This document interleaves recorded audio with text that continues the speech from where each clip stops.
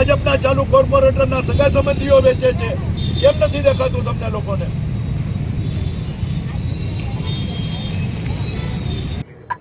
મિત્રો, દુઃખ સાથે કહેવું પડે છે કે ભાવનગરમાં જે 3 દિવસથી આ બનાવ બન્યો છે ને અત્યારે પણ ચાલુ છે, 9 લોકોના મૃત્યુ થયા છે, 46 લોકો જીવન મરણ વચ્ચે ઝોલા ખાઈને હોસ્પિટલમાં છે.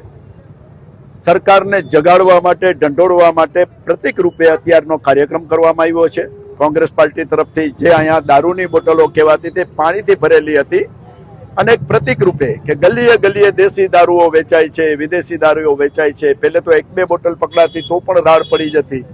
હવે તો જ્યારે જોઈ ત્યારે 200, 500, 1000, 2000 ટ્રકના ટ્રક ઉતરે છે.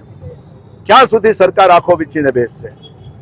સરકારને, હોમ મિનિસ્ટરને અને 33 જિલ્લાના એસપીને હું કહેવા માંગુ છું કે કોઈ પણ મને ચેલેન્જ આપે કે અમારા જિલ્લાની અંદર દારૂ બનતો નથી, દારૂ વેચાતો નથી, દારૂ પીવાતો નથી, તો હું સાબિત કરી દઈશ કે દારૂ વેચાય છે, દારૂ પીવાય છે અને દારૂ બને છે.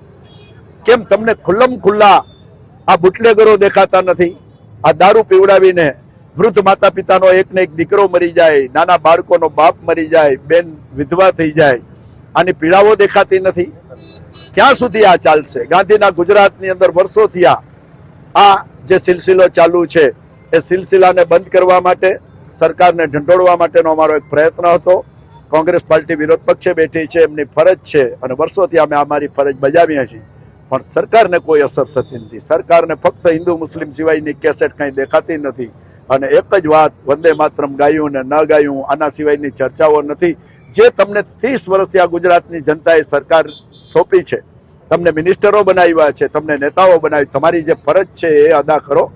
કાંઈક વિધવા બહેનોના આશીર્વાદ તમને મળશે, કાંઈક નાના બાળકોના બાપની છત્રછાયા ગુમાવી છે એમના આશીર્વાદ મળશે, કાંઈક વૃદ્ધ માતા પિતાનો એકનો એક લાડક વયોમાં મરે છે એમના આશીર્વાદ મળશે. તમે તમારું કાર્ય કરો.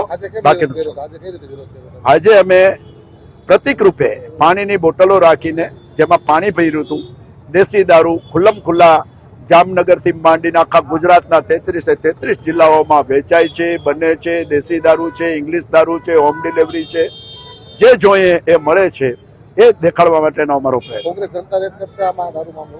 ના, અમે અત્યારે કોઈ એવી જનતા રેડ કરવામાં માનતા નથી. જેને જે કરવું હોય કરે, કારણ કે પોલીસની મીઠી નજર હેઠળ ચાલે છે. કોંગ્રેસના કાર્યકરો જનતા રેડ કરે એટલે કોકના ઘરમાં ઘૂસી ગયા અને લૂંટી લીધા અને ઊંધા કોંગ્રેસના કાર્યકરો ઉપર કેસ કરે છે. એટલે અમારે કોંગ્રેસને આ જનતા રેડ કરવાની જરૂર નથી. આ મારા વિચારો છે, મારી પાર્ટીના વિચારો કદાચ ઉપરથી કાંઈ અલગ હોય તો વાત અલગ છે.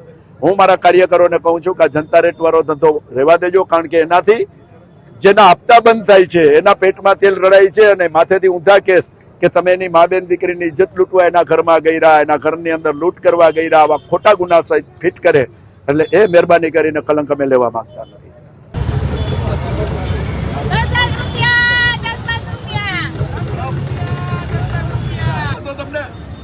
દારૂ વેચાય છે, ડ્રગ્સ વેચાય છે, ઇંગ્લિશ વેચાય છે, લઠ્ઠો વેચાય છે, ભાજપના ચાલુ કોર્પોરેટરના સગા સંબંધીઓ વેચાય છે.